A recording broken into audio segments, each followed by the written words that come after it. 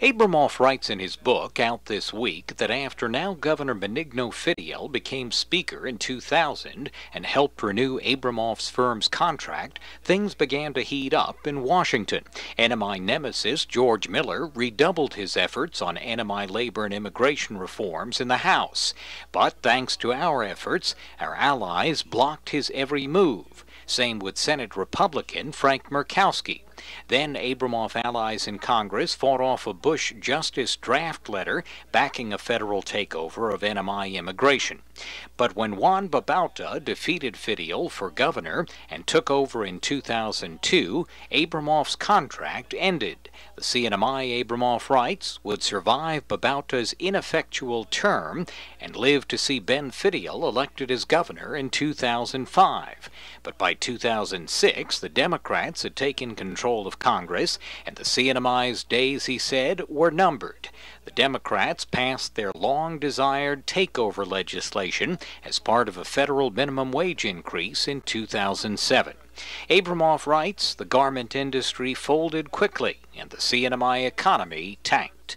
An Abramoff enemy, the lobbyist got fired with a call to the White House, was State Department covenant negotiator Alan Stamen, who today dismisses Abramoff's claims about the Commonwealth's economy. I'm really surprised by Abramoff's ignorance of the history of how the collapse of the CNMI economy occurred. It had originally been predicted and a warning sent by the Reagan administration in 1986 that the consequences of a large guest worker program and reliance on the garment industry would bring all kinds of long-term problems, including a huge population increase that Stamen argues the NMI could not properly manage, and that degraded the power and water and sewer systems, led to sewage on the beaches, trash fires, and hurt tourism.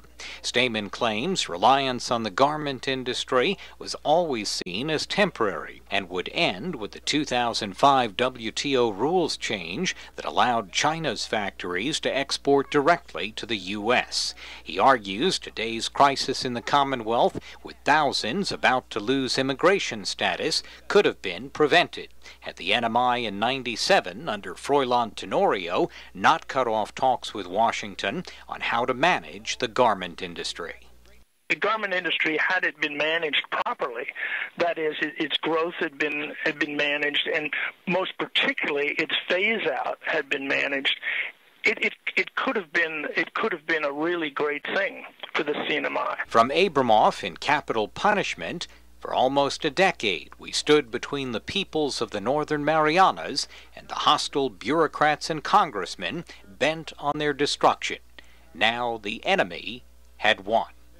On Capitol Hill, Matt Kay for PNC News.